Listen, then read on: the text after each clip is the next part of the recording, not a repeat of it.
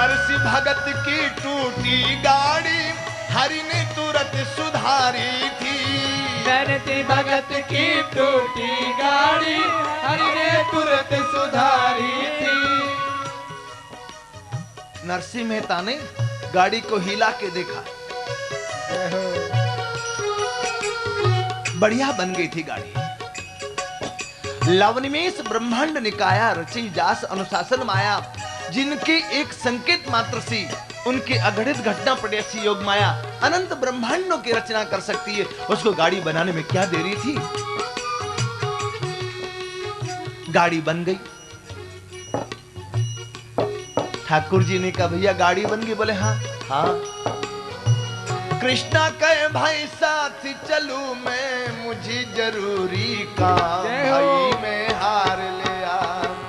कृष्णा कहे भाई साथ चलूं मैं, मुझे जरूरी काम भाई मैं हार लिया। गाड़ी वाले मुने बिठा ले, एक भरी गाड़ी था भाई मैं हार लिया।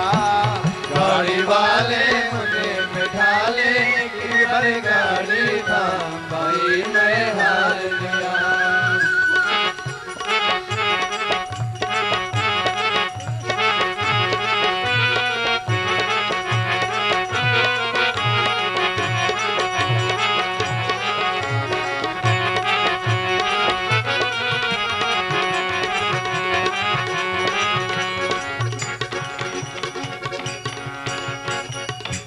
नरसिंह ने विचार किया, गाड़ी तो बन गई, लेकिन बैल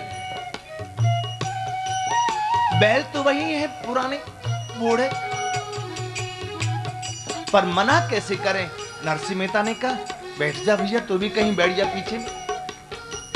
ठाकुर जी ने कहा मुझे पीछे मत बैठा, आगे बैठा। क्यों? मैं गाड़ी बनाना भी जानता हूं तो गाड़ी हाँकना भी जानता हूं। जय हो। नरसिंह मेहता ने कहा तेरे पास लाइसेंस है?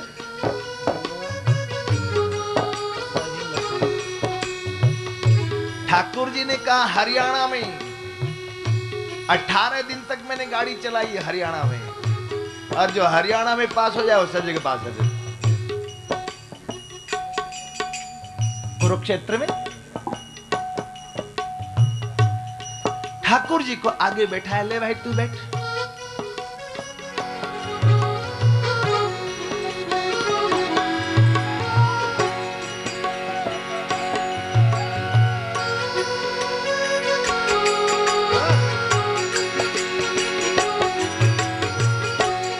गाड़ी चल पड़ी।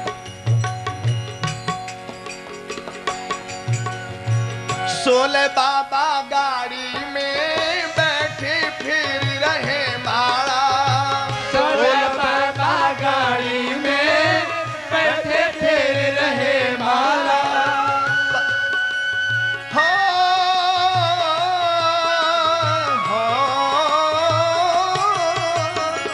सोले बाबा गाड़ी में बैठे फिर रहे माड़ा।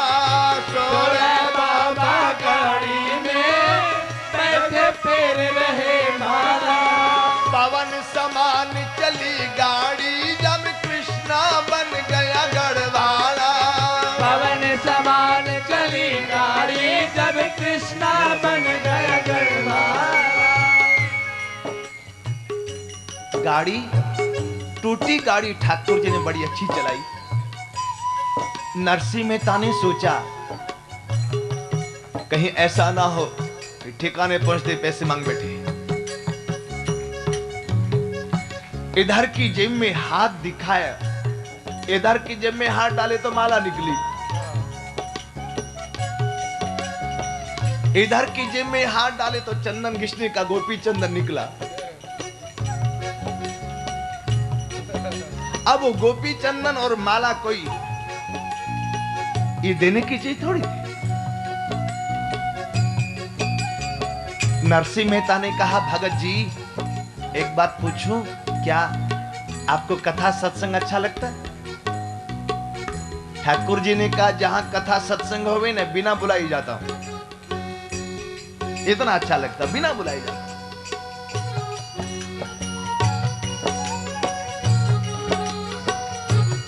नरसिंह मेहता ने कहा तब एक बात बताओ, पैसे नहीं है, आप कहो तो भजन सुनाओ एक दो।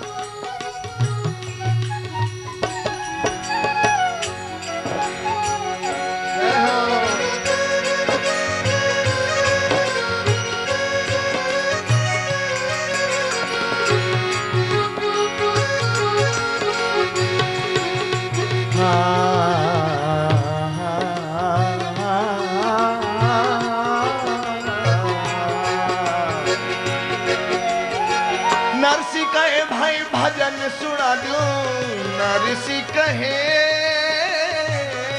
नरसी कहे,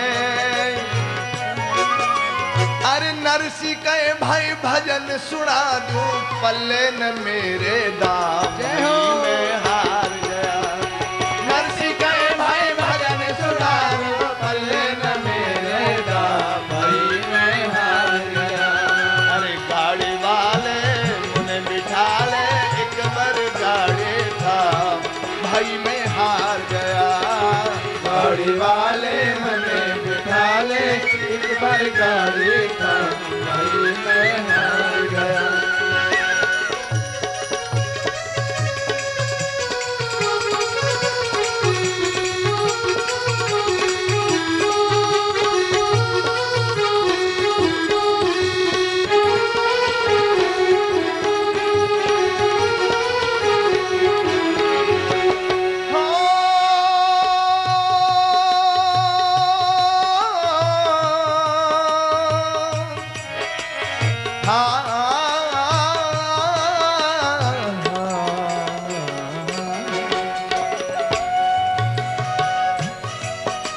नरसिंह ने भजन सुनाया।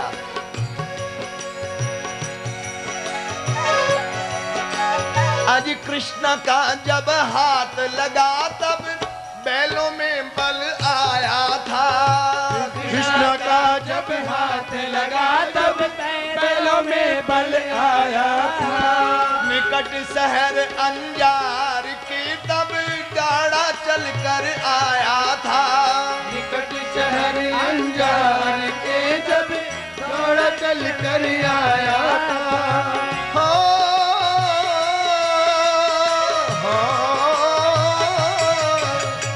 निकट शहर अंजार के तब गाड़ा चल कर आया था। निकट शहर अंजार के तब गाड़ा चल कर आया था। नरसिंह मेहता का समधियाना अंजार शहर में था। गाड़ी वहां तक पहुंची। ठाकुर जी ने कहा भगत जी हाँ। कृष्णा कहे भाई अब मैं चलूं, मुझे जरूरी काम। जय हो भाई मैं हार लिया, मैं चलूं, मेरे को एक जरूरी काम है। नरसिंह मेहता ने कहा यार इतनी दूर आया, थोड़ी दूर और चलो। देखण लाग्यो समझे जी को नगर शहर अंजारो। करो कलेवु ल्यो न्योछावर तब निज भवन पधारो। नरसिंह मेहता ठाकुर जी से कहते हैं कलेवु करके दक्षिण लेके जाना। ठाकुर जी ने मनी मन सोचा तेरे लिए तो 4 दिन की बासी खिचड़ी रखी है, तू मुझे वही खिलाएगा।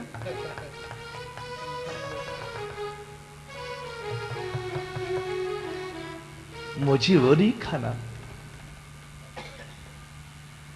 मुझे तो केवल मक्खन मिश्री खाना है।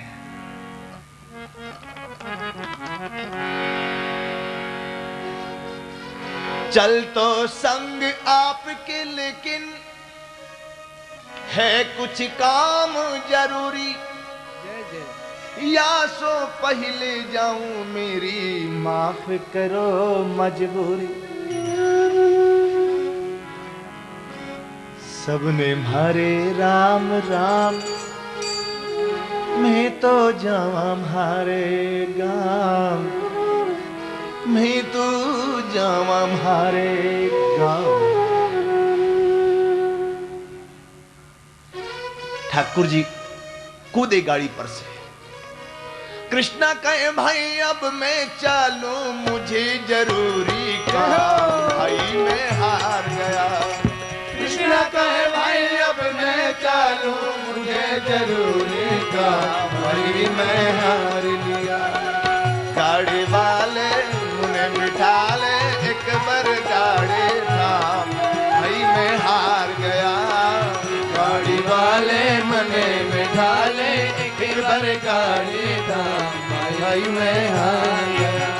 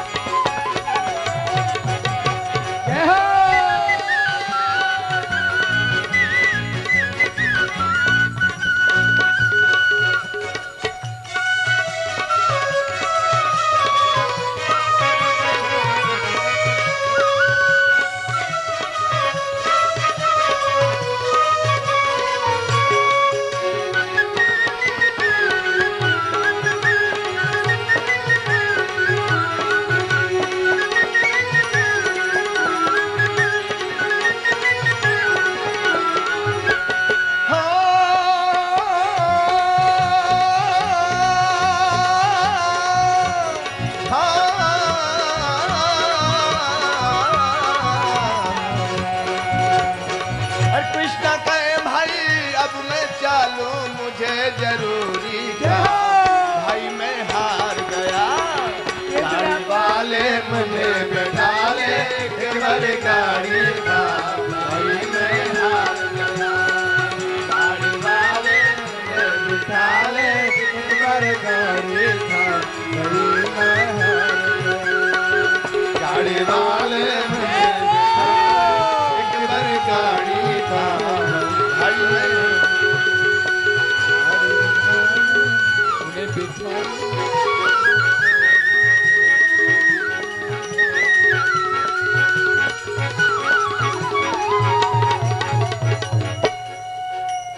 ठाकुर जी चले गए।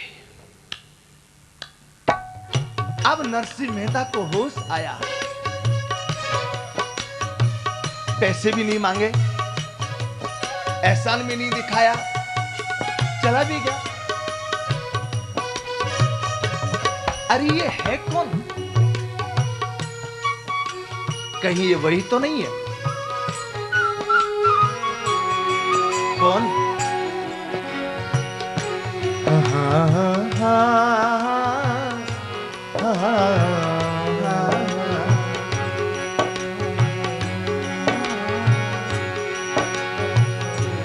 ये वही लगता है। छाई छान बना गढ़वाला, अर्जुन का रथवार बना।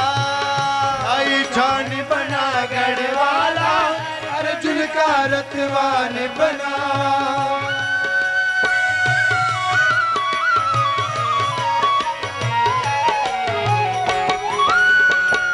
छाई छान बना गढ़वाला, अर्जुन का रथवान बना। बद्रीदासियों कहने लग्या भाई भगत सरिस भगवान बना। बद्रीदासियों कहने लगा भाई भगत सरिस भगवान बना। कृष्णा खाती चाल पड़ा, हाँ कृष्णा खाती चाल पड़ा। कर भगता ने परणा, भाई मैं हार गया।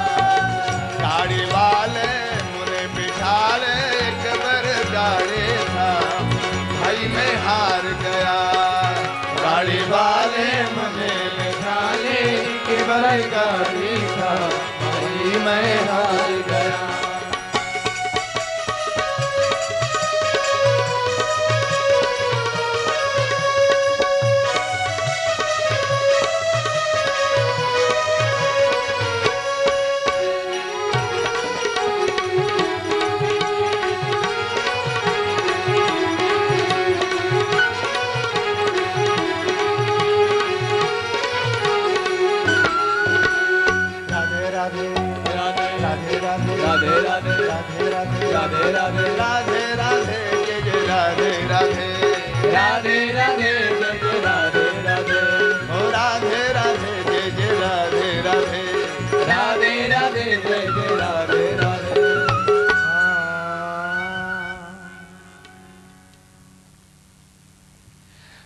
कृष्णा खाती चाल पड़ा कर भक्ता ने प्रणाम। हमारी जीवन की गाड़ी भी नरसिंह मेहता की तरह टूटी हुई है।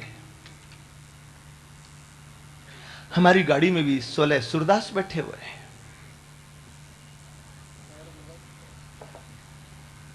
यदि हमने अपनी गाड़ी ठाकुर जी के हवाले कर दी तो जिंदगी भर मौज में रहोगे। हमारा काम है प्रभु का नाम लेने का, प्रभु का काम है गिरतों को थाम लेने का। अरे युगल सरकार सर पर है तो तसल्ली दिल में रहती है। किसी की नाव पानी में, यहां तो रेती में चलती है। क्या बात है।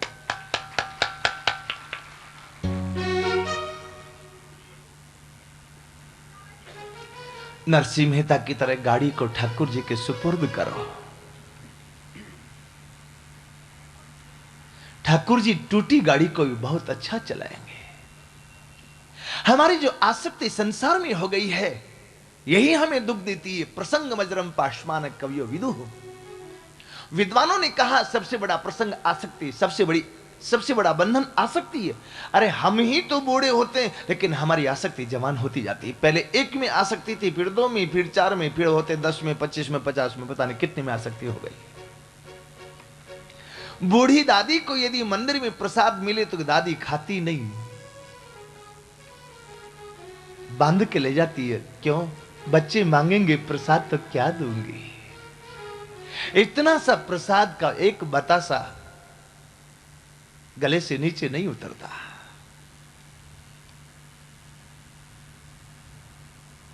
क्या करें, बिना आसक्ति के जीवित तो नहीं सकते। कपिल भगवान कहते आसक्ति करनी है तो स एव साधु सुकृतो मोक्ष द्वार मुपावृतम।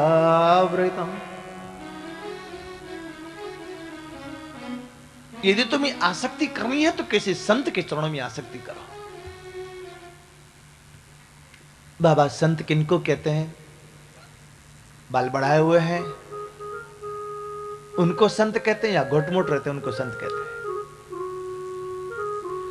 सादा लिबास में रहते हैं उनको संत कहते हैं, कि जो कपड़े रंगा के रहते हैं उनको संत कहते हैं? संत गुणवाचक शब्द है, संत वेशवाचक शब्द नहीं है। आप देखते होंगे नाटक में भी बहुत लोग साधु बनते हैं लेकिन वे बनते हैं, होते नहीं है। बनना अलग बात है, होना अलग बात है।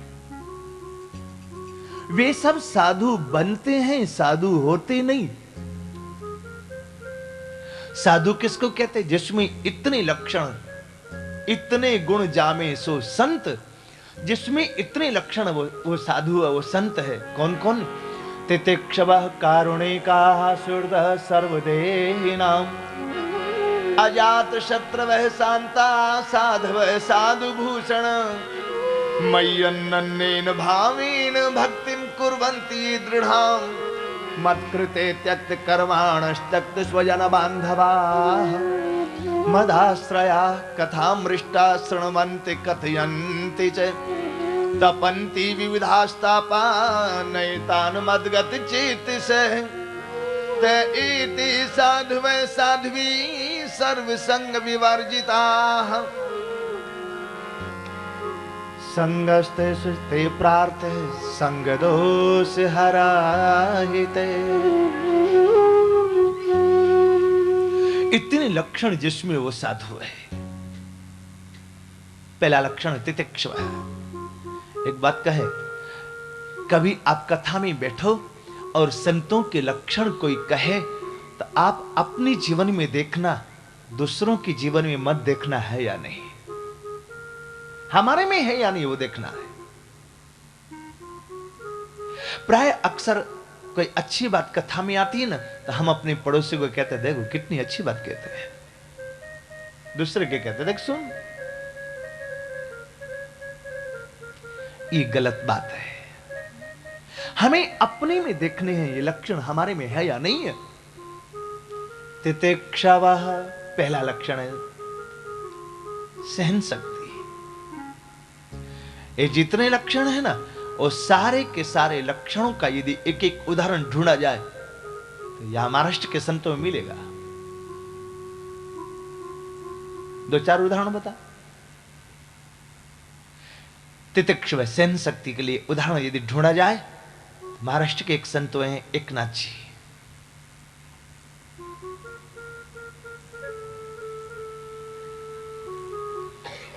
नदी में स्नान करके आ रहे थे, एक गलत व्यक्ति ने ऊपर से देखा कि एक ठंडी में कांपता हुआ आ रहा है, तो जूठा पानी मुंह में भर के थूक दिया और फिर नहाने के लिए चले गए। फिर आए, करते करते 100 बार नहा करके आए और 100 बार ऊपर से जूठा पानी गिराता रहा। आखिर 101वीं बार जब सब नहा करके आए, अब लगता था शरीर पत्थर बन जाएगा, बर्फ बन जाएगा। तो वो जो ऊपर से पानी गिराता था ना, जूठा आदमी, वो आदमी आके पैरों में गिर के रोने लगा, बाप मुझे माफ कर दे। मैं जान गया तो जरूर कोई खुदा से मिला हुआ उसका खास बंदा है। मैंने खुदा के बंदे को तकलीफ दी, मेरा खुदा मुझे माफ नहीं करेगा, तू मुझे माफ कर दे। और एकनाथ जी ने कहा तुमने गलती क्या की जो मैं माफ करूं? अरे बोली मैंने तेरे को इतनी बार ऊपर से जूठा पानी गिराया, तो नहाने के लिए गया। तो एकनाथ जी ने कहा कि तेरी कृपा से एक दिन में 100 बार गंगा जी नहाया ना, ऐसे तुम एक ही बार नहाता। तेरी कृपा हुई तो मैं 100 बार एक दिन में गंगा जी नहाया।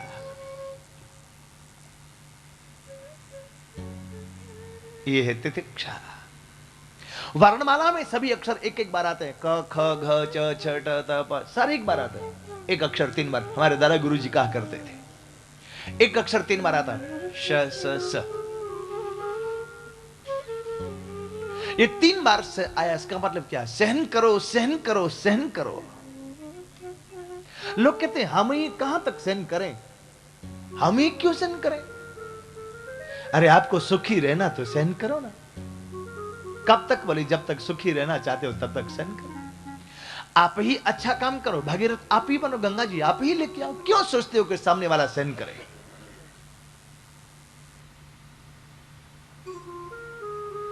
चतुर ड्राइवर होता है ना, वो क्या करता है, सामने से कोई गाड़ी आ रही है, यदि वो डी पर नहीं देता है तो चतुर ड्राइवर जो होगा वो अपनी गाड़ी को साइड में करके लाइट बंद कर देगा कि ठीक है बाप, मैं रुका तो रुका, मैं लाइट बंद कर दूंगा तो तेरे को रास्ता ठीक देखेगा, तू निकल जाएगा, मुझे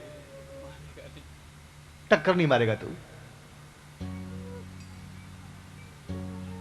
आप ही प्रारंभ करो अच्छा काम। तितिक्षव कारुणिका। जीवन में किसी के कष्ट को देख करके करुणा उमड़ पड़े, ये साधु का लक्षण है।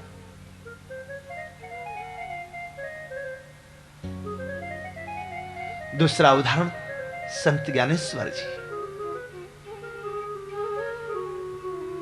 ब्राह्मणों से कहा पैठण में आप मुझे वेद पढ़ाएं। कहा कि वेद पढ़ना तुम्हारे बस की बात नहीं है, क्योंकि तुम्हारे पिता सन्यासी हो गए थे, फिर वापस गृहस्थ हुए, इसलिए पतन हो गया, तुम वेद नहीं पढ़ सकते। संत ज्ञानेश्वर जी ने कहा यदि मैं कहूं तो भैंसा वेद पढ़ सकता है, लेकिन मैं मर्यादा के रक्षण के लिए तुम्हारे पास वेद पढ़ने के लिए आया। पढ़ सकते? बोले हाँ। बोले पढ़ा। भैंसा से कहा कि वेद पढ़, और वो भैंसा वेद मंत्र बोलने लगी। आप सब जानते हैं उन विद्वानों ने भैंसे की पीठ पर डंडा मारा बड़ी जोर से, लेकिन चिन्ह कहां निकला? संत ज्ञानेश्वर जी की पीठ पर मारा था, भैंसा की पीठ में चिन्ह निकल आया संत ज्ञानेश्वर की पीठ में। ये एक कारुणिका। सूर्यदह सबके प्रति अपनत्व की भावना होना, ये साधारण बात नहीं। सब में गरीब हो अमीर हो, सब में एक जैसा। और इसका उदाहरण क्या दूर का, शिरडी वाला बाबा, साईं बाबा, गरीब हो तो अमीर हो तो बराबर उसके लिए।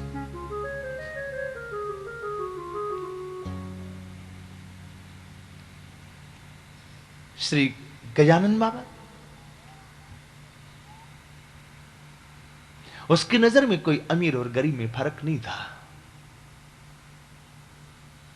अजात शत्रु में जिसका कभी कोई दुश्मन ना होवे, साधु से कोई दुश्मनी करे तो करे, लेकिन साधु किसी से दुश्मनी नहीं रखता।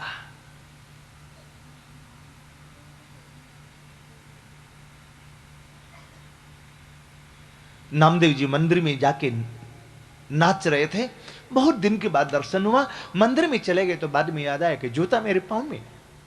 अब जूता कौन उतारने जाए बाहर, जूता पांव में से निकाले और यहां पर ऐसे गमछा जो कमर में बांधे हुए थे उसमें लगा ली जूता। अब जब नाचने लगे जूता नीचे गिर गया।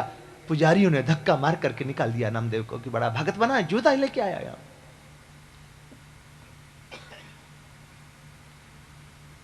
नामदेव मंदिर के पीछे में परिक्रमा में जाके बैठ गया।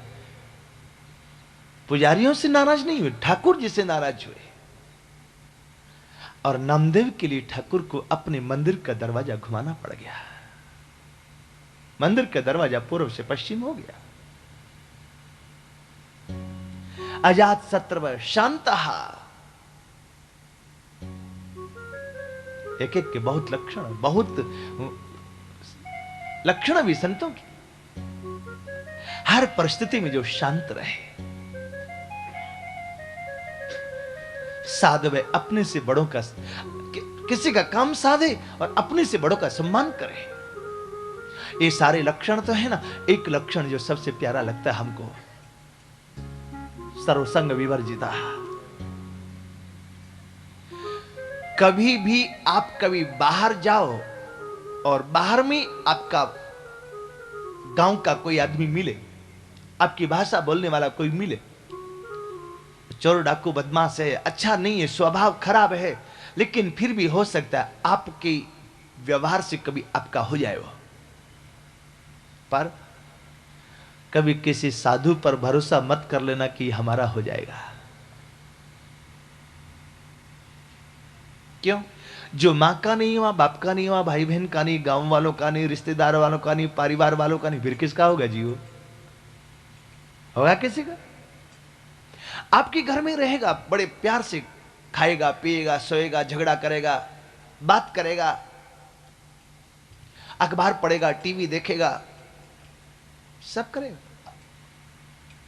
लेकिन इतना होने के बाद भी आसक्ति नहीं होगी उसकी। उसको मालूम है मैं किसी और का हूं।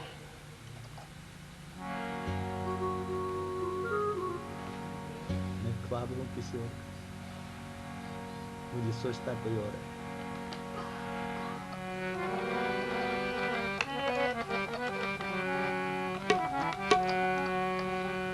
मैं ख्वाब हूं किसी और का, मुझे सोचता कोई और है। मैं ख्वाब हूं किसी और का।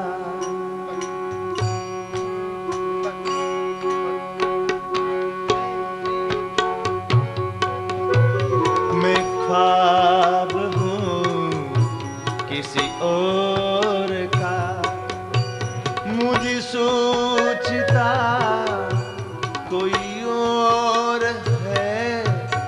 मैं ख्वाब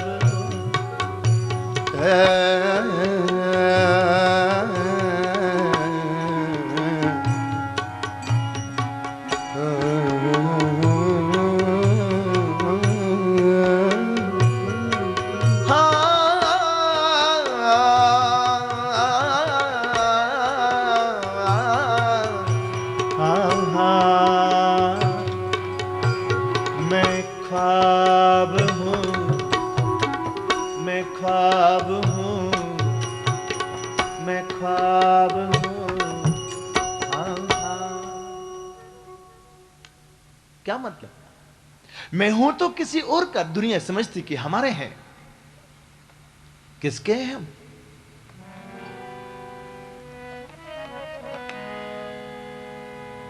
मेरे तो गिरधर गोपाल दूसरो न कोई।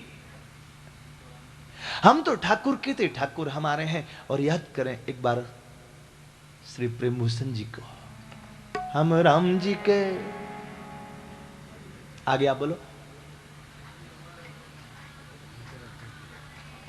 हम राम जी के राम जी हमारे हैं, हम राम जी के राम जी हमारे हैं, हम राम जी के राम जी हमारे हैं, हम राम जी के राम जी हमारे हैं।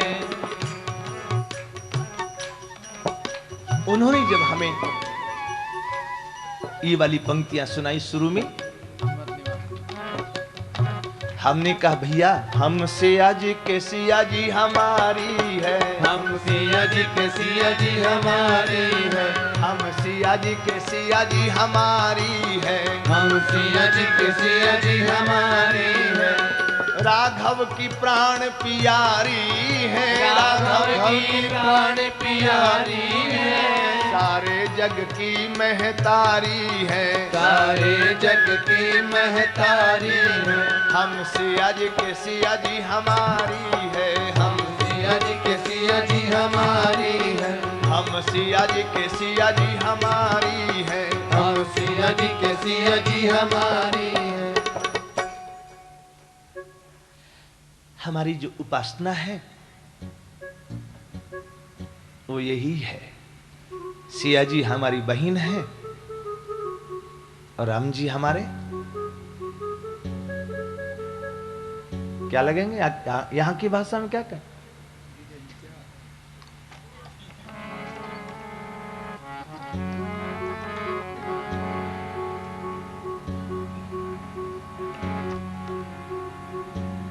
इस नाते से हम बड़े गौरव से कहते हैं, हम सिया जी के सिया जी हमारी हैं, हम सिया जी के सिया जी हमारी है, हम सिया जी के सिया जी हमारी हैं, हम सिया जी के सिया जी हमारी है। जिनके ससुर महीपति दशरथ स्वामी श्री अवध बिहारी फिकर मोहे काहे को। तो आप बताइए, यदि हम ये कहते हैं कि हम ठाकुर के ठाकुर हमारे हैं, क्या गड़बड़ बात हुई? हमारी आसक्ति संत में होवे तो हमारा कल्याण हो जाएगा, यदि संत की आसक्ति हम में हो गई तो उसका पतन हो जाएगा। गुरु निर्मोही चाहिए, हमारा सदगुरु ऐसा हो जिसको हम में मोह नहीं हो जाएगा। गुरु निर्मोही चाहिए और शिष्य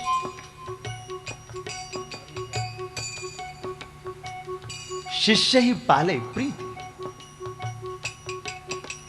इसलिए सर्वसंग विवर्जिता।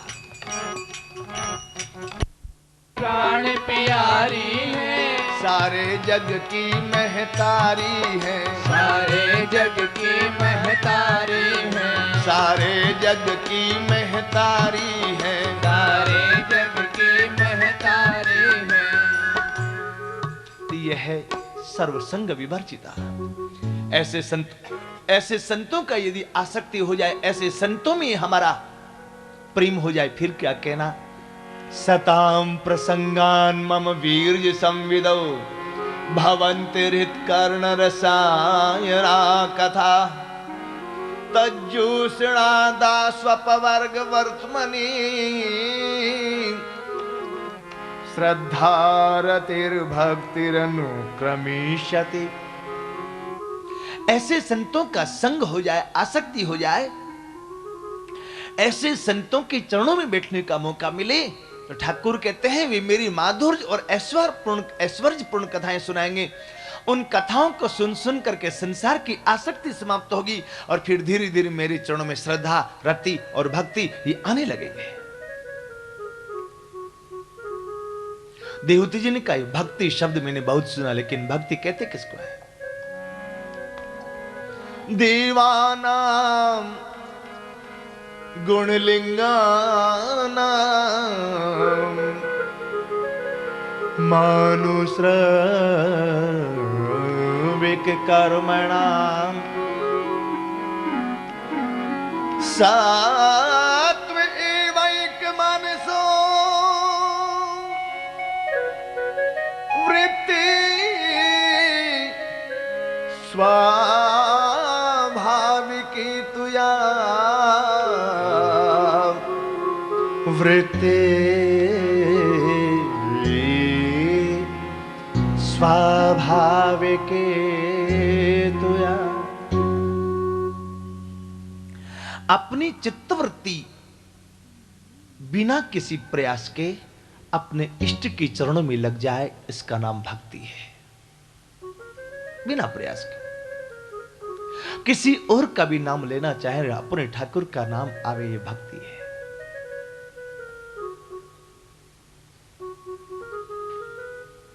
आकाश में काले काले बादलों को देख करके मां यशोदा रोती है, घन आए घन श्याम न आए।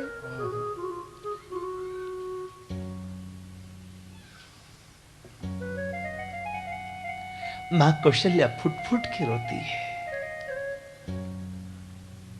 आहा हा।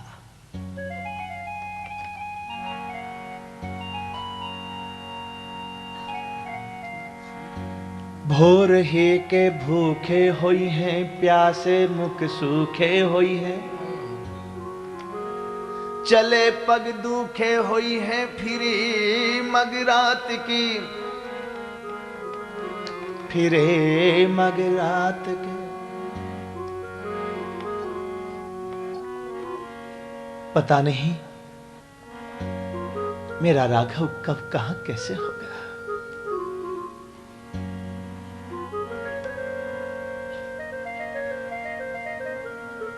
पांव में कांटे लगे होंगे, जगह फाटे होंगे गात के, मेरी रीवे छोना गए तज के घरोना, होंगे तरु के तरोना सो बिछोना किए पात के। होन आई सांझ मेरे लाल वनमांझ, मैं भई क्यों ना बांझ, हृदय फटे क्यों ना मात के।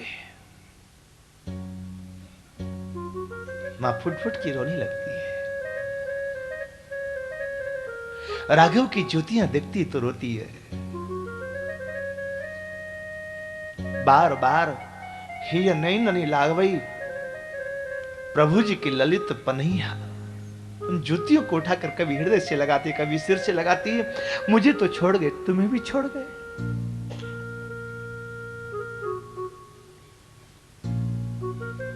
मां यशोदा को देखो ना, रोते रोते आंखों की रोशनी चली गई। पूरी रात तकिया को कन्हैया समझती मां यशोदा, और सवेरा होते तो मक्खन निकाल करके कटोरी लेकर के घर घर में पूछती, मेरा कन्हैया आया क्या, मेरा कन्हैया आया तुम्हारे घर। पूरे दिन कटोरी मक्खन के लेकर के जंगल में भटकती रहती, चिल्लाती है, चीखती है, कन्हैया मक्खन तो खा ले। फिर रात में लौट के आती है कि मेरा कन्हैया घर आया, और नंद जी ने बताया कि क्यों पागल हो रही है, कन्हैया मथुरा से लौटा कब अभी तक।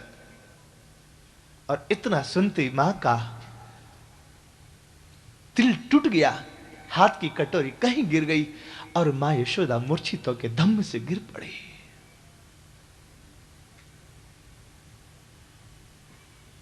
नंद जी ने उठा करके बिस्तर पर लिटाया, तकिया को देखा तो मां को लगा कि मेरा कन्हैया तो यहां सोया हुआ है। ये भक्ति है। देवानाम गुणलिंगानाम मानुश्रविक कर्मणाम सत्व एवैक मनसो वृत्ति स्वाभाविक तुया। लेकिन भक्ति में विशेषता यह है, अनिमित्ता भागवती भक्ति सिद्धर गरियसी। उस भक्ति में कहीं लोभ लालच नहीं होना चाहिए, निमित्त नहीं होवे, कोई साधारण लक्ष्य ना होवे। मां, मेरी प्राप्ति के लिए दो उपाय है, एक भक्ति मार्ग है तो एक ज्ञान मार्ग है। भक्ति मार्ग में 9 सीढ़ियां हैं। श्रवणम कीर्तनम विष्णु स्मरणम पाद सेवनम अर्चनम वंदनम दास्यम सख्यम आत्मनिवेदनम इति पुंसार्पिता विष्णु भक्तिश्चे नवलक्षणा क्रियते भगवत्यद्धा तन्मन्ये धीतमुत्तमम् तन्मन्ये धीतमुत्तमम्।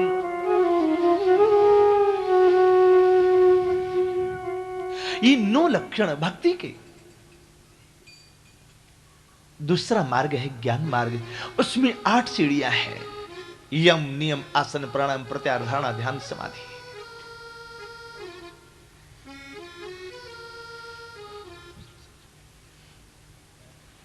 ये 8 सीढ़ियां, दोनों में सुविधा किसमें है? 9 सीढ़ी में कि 8 सीढ़ी में?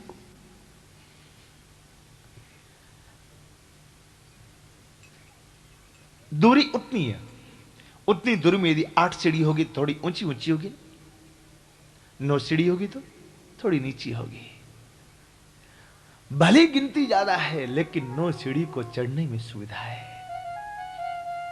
भले ही गिनती कम है लेकिन ज्ञान मार्ग की 8 सीढ़ियों को चढ़ने में तकलीफ ज्यादा है।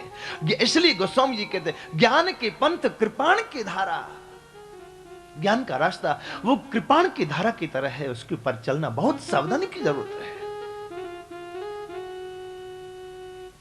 एक फर्क और है, ज्ञान मार्ग की 8 सीढ़ियां ओल्डेस्ट डिजाइन की सीढ़ियां हैं, 8 के ऊपर पांव रखो तो ऊपर चढ़ो। लेकिन भक्ति मार्ग की जो 9 सीढ़ियां हैं वो लेटेस्ट डिजाइन की सीढ़ियां हैं, एक के ऊपर पैर रखो तो ऊपर पहुंच जाओगे। एक के ऊपर पैर रखो ऊपर। बॉम्बे एयरपोर्ट पर है, दिल्ली में तो मेट्रो ने जगह जगह बना दी ऐसी सीढ़ियां, नागपुर में भी होगी, कहीं ना कहीं होगी। एक के ऊपर पांव रखो तो झट ऊपर।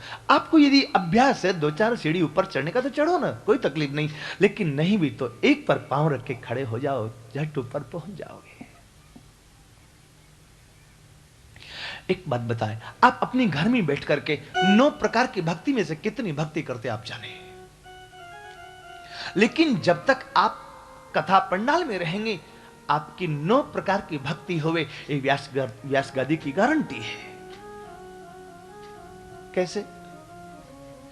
9 प्रकार की भक्ति में पहली भक्ति है श्रवणम। आप सब लोग क्या कर रहे हैं? हुई ना एक भक्ति? कोई कान में अंगुली देके तो नहीं बैठा। बीच बीच में जब हम कीर्तन करते हैं तो आप गाते हैं कीर्तनम। दूसरी भक्ति विष्णु स्मरणम। जितनी देर आप कथा में रहेंगे उतनी देर मात्र केवल ठाकुर का चिंतन होगा और कोई चिंतन नहीं हो सकता। मन यदि गया भी तो आप मन से कहेंगे कि पहले कथा सुनना, बाद में सोचेंगे। तो जल्दी भी क्या पड़ी है। विष्णु स्मरण। तीसरी भक्ति श्रवणम कीर्तनम विष्णु स्मरणम पाद सेवनम।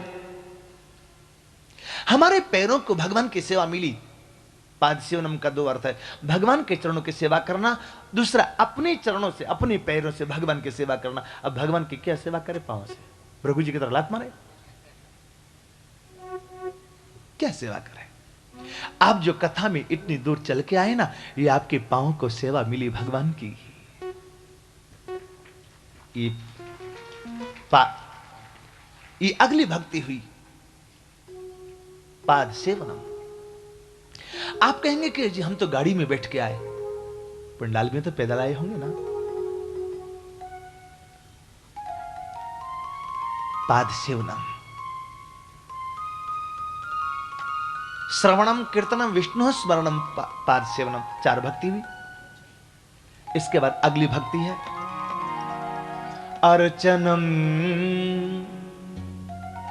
आप लोग आते हैं कोई माला चढ़ाता है, कोई ये फ्लावर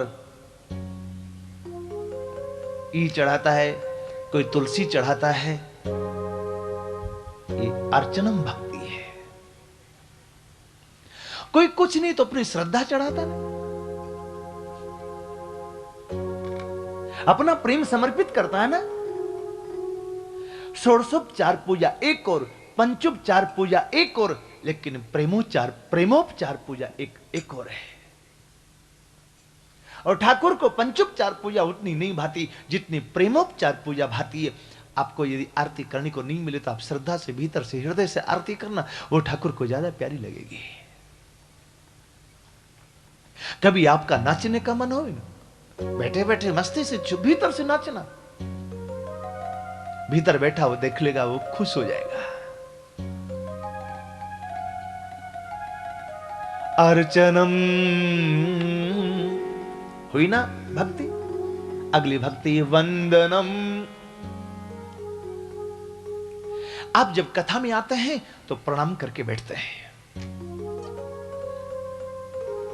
ज्यादा श्रद्धा हो तो सिर झुका के वैसे प्रणाम करते हैं, बीच की श्रद्धा हो तो खड़े खड़े ही सिर झुका लेते हैं, उठने में नहीं तो फिर भीतर से प्रणाम करते हैं, बैठ जाते हैं। श्रवणम कीर्तनम विष्णु स्मरणम पाद सेवनम अर्चनम वंदनम, 6 भक्ति हुई। उसके बाद अगली भक्ति है दास्यम। आप सब नीचे बैठे हुए हैं, श्रीमद् भागवत जी का सिंहासन ऊपर है, दास्य भक्ति हुई ना। सख्यम, 8वीं भक्ति है सख्य भक्ति। आप जितने लोग बैठे हैं सब एक ही घर के नहीं है, कोई किसी परिवार का, कोई किसी मोहल्ला का, कोई किसी गांव का, कोई किसी भाषा का, कोई किसी जाति का, लेकिन कहीं किसी में तकरार हो रही कि तुम क्यों बैठा यहां पर, नहीं ना। कल कोई बैठा हो आपकी जगह पर, आज आप बैठ गए हो, तो क्या कल वाला झगड़ा करता है कि तू उठ मैं बैठूंगा? ये सख्य भक्ति है। आत्मनिवेदनम, आप जितनी देर कथा में बैठे हैं आपने सब कुछ राम जी के भरोसे सौंपा हुआ, घर है तो, व्यापार है तो, खेती है तो, कुछ भी है तो सब राम जी के भरोसे, जो होगा होगा। ये 9 प्रकार की भक्ति हुई ना आपसे। जितनी देर आप कथा में बैठेंगे उतनी देर आपका अष्टांग योग भी सिद्ध होगा। अष्टांग योग में क्या है? यम, नियम, आसन, प्राणायाम, प्रत्याहार, धारणा, ध्यान, समाधि। पातंजलि योग दर्शन में 5 यम नियम हैं, लेकिन श्रीमद् भागवत जी में कपिल भगवान ने 12 यम नियम बताए हैं। यम नियम क्या? अहिंसा, ब्रह्मचर्य, अस्ते, चोरी नहीं करना, किसी का दिल नहीं दुखाना, ये ऐसे ऐसे कुछ है। जितनी देर आप कथा में बैठते हैं उतनी देर ना आप किसी का दिल दुखाते हैं, ना आप चोरी करते हैं, ना झूठ बोलते हैं, ना हिंसा होती है। आपका यम नियम निभ रहा है। यम नियम के बाद प्राणायाम, यम नियम, आसन, 84 आसन। देखा देखी आसन मत करना, पहले हम कहें। कोई समझदार व्यक्ति आपके सामने में हो, उसके गाइडेंस में यदि आप आसन प्राणायाम करें तो आपको लाभ होगा। यदि आपने अपने मन से कर लिया, किताब में पढ़ के कर लिया, टीवी में देख के कर लिया, तो नुकसान हो सकता है।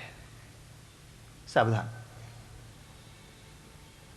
देखा देखी साधी जोग, नासिकाया बाढ़े रोग। इसलिए किसी जानकार व्यक्ति के सामने बैठ करके आप योगा करें। 84 आसन एक और कर सकते तो करिए, नहीं कर सकते तो मत करिए। आप जितनी देर 3 घंटा सवेरे, 3 घंटा शाम को कथा में बैठते हैं, आपका आसन सिद्ध है। एक साथ 3 घंटा बैठते हैं आप सवेरे में, फिर 3 घंटा शाम को बैठते हैं, आसन सिद्ध हुआ। 84 आसन करो नहीं करो, 85वां जरूर होना चाहिए। कौन सा? इसी में लिखा है, आस न, कहीं संसार में किसी की आस ना होवे। संसार के लोगों से आसान किया करना, जब कोई न हो अपना, सिया राम कहा करना।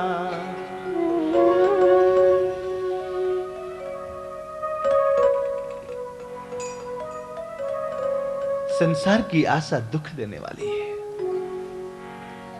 आशा एक राम जी से, दूजी आशा छोड़ दी। नाता एक राम जी से, दूजा नाता तोड़ दी। धन्यवाद निर्विवाद रोम रोम कहिए।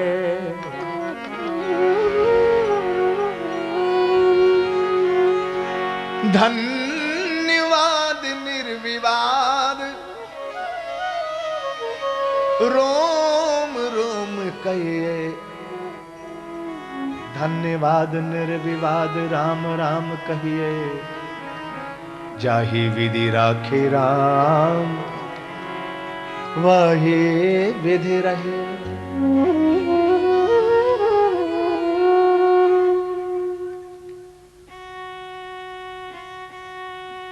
आशा केवल ठाकुर की होवे। एक भरोसो, एक बल, एक आस विश्वास, एक राम घनश्याम हित चातक तुलसीदास।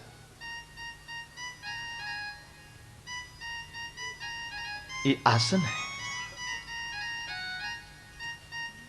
कबीरा जोगी जगत गुरु कब? जब तजे जगत की आस, और जो जग से आशा करे तब तो जगत गुरु वही दास।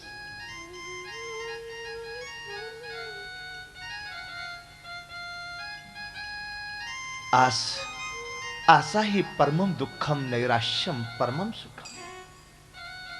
आसन के बाद प्राणायाम। जितनी देर आप कथा में बैठे हैं, आपका श्वास भगवत चिंतन में बीत रहा है। ये प्राणायाम। आप कथा सुनते सुनते जब राम जी की बात सुनने लगते हैं तो आपके हृदय के सिंहासन पर राम जी आके बैठ जाते हैं। यदि कन्हैया की बात चल पड़ी तो आपके हृदय के सिंहासन पर बांके बिहारी प्रकट हो जाता है। ये धारणा है। ध्यान। जितनी देर आप कथा में बैठते हैं उतनी देर परमात्मा अथवा उनके भक्तों का जब चरित्र होता है तो उनके भक्तों में ही आपका ध्यान होता है। आपके पीछे कौन आके बैठ गया जल्दी से पता भी नहीं लगेगा।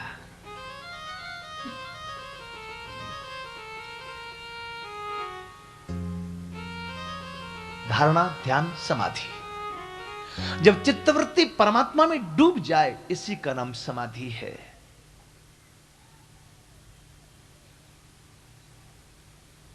आपकी समाधि लगी 3 घंटा सवेरे, 3 घंटा शाम को। तो ये 2 रास्ते हैं परमात्मा की प्राप्ति के। इन दोनों में अच्छा कौन सा? प्रभु के दोनों भक्त है साचे, नेमी हो या प्रेमी हो, पर मन के होयन काची, पर मन के होयन कांचे।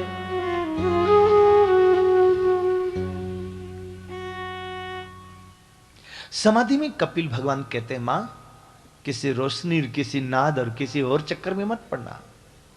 समाधि में क्या करें? भगवान की चरण कमल से लेकर के मस्तक पर्यंत एक एक अंग का दर्शन करना, यही समाधि है। संचिंतित भगवतः चरणारविंदम वज्रांकुश सरोरु वज्रांकुश ध्वज सरोरु लांछनाढ्यम। भगवान के चरण कमल में 48 चिन्ह हैं, उनमें से एक एक का चिंतन करें हम।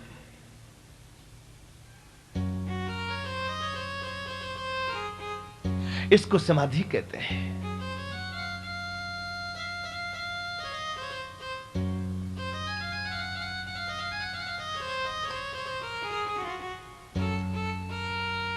मैं जिसको मनुष्य बनाता हूं, भजन करने के लिए बनाता हूं, और जिसको मनुष्य बनाना होवे उसको सबसे पहले चंद्रलोक भेजता हूं, वहां से फिर वो औषधि वनस्पतियों में आता है, फिर वो अपने पिता के उदर में जाता है, फिर वो मां के उदर में आता है। 9 महीने में हमारा शरीर बन के तैयार हुआ। हम अति संकीर्ण जेल खाने में पड़े हुए थे, पैर ऊपर सिर नीचे। एक और मां के मलमूत्र की दुर्गंध थी, एक और मां की जठराग्नि की गर्मी थी। यदि मां ने जीभ के स्वाद में मिर्च खाई तो उसका रस जब हमारी चमड़ी पर गिरता था तो हम हाय हाय करके रोते थे। ऐसी परिस्थिति में हमने भगवान से प्रार्थना की। सही न सके जब कष्ट गर्भ का किया था कोल करार।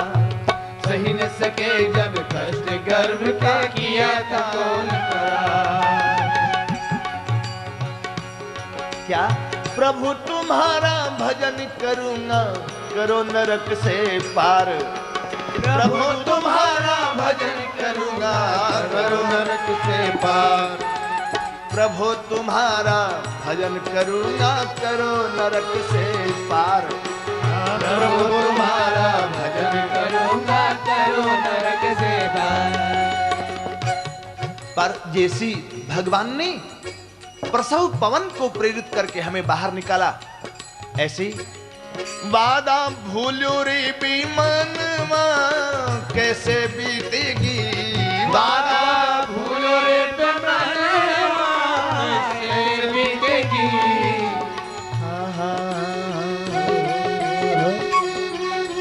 जय हो। कब हो कियो ना भजनवा कैसे बीतेगी। कब हो कियो ना भजनवा कैसे बीतेगी। कब हो कियो ना भजनवा कैसे बीतेगी। कब हो कियो ना भजनवा कैसे बीतेगी। कब हो कियो ना भजनवा कैसे बीतेगी। कब हो कियो ना भजनवा कैसे बीतेगी। बचपना हमारा अज्ञानता में बीत गया। बालापन हंसी खेल गवाए आई मस्त जवानी। बालापन हंस खेल गवाए आए मस्त जवानी। मात पिता ने करी सगाई दुल्हा बने गुमानी। मात पिता ने करी सगाई दुल्हा बने गुमानी। देखते देखते विवाह हो गया, और उस समय कोई कहे कि अजी अब तो कथा सुनो, अब तो चलो वृंदावन। लोग कहते हैं भूल गए राग रंग, भूल गए जकड़ी, अब तो 3 चीज याद रही। क्या क्या? जब आप लोगों को याद है तो क्या याद करवाए। अब कोई कथा सुने। बालापन हंसी खेल गवाया आई मस्त जवानी। बालापन हंस खेल गवाया आई मस्त जवानी। मात पिता ने करी सगाई दुल्हा बने गुमानी। मात पिता ने करी सगाई दुल्हा बने गुमानी। अरे बन गए सजनी के सजनवा कैसे बीतेगी हो। बन गए के सजनवा कैसे बीतेगी। कब हो कियो ना भजनवा कैसे बीतेगी। कब हो कियो ना भजनवा कैसे बीतेगी। कब हो कियो ना भजनवा कैसे बीतेगी। कब हो कियो ना भजनवा कैसे बीतेगी।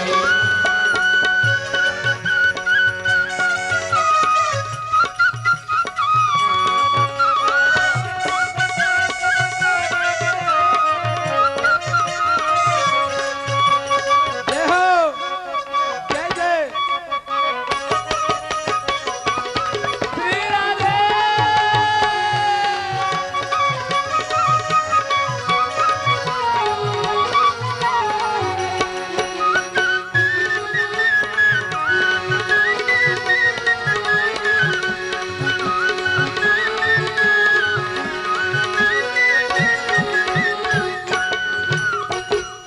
इसके बाद देखते ही देखते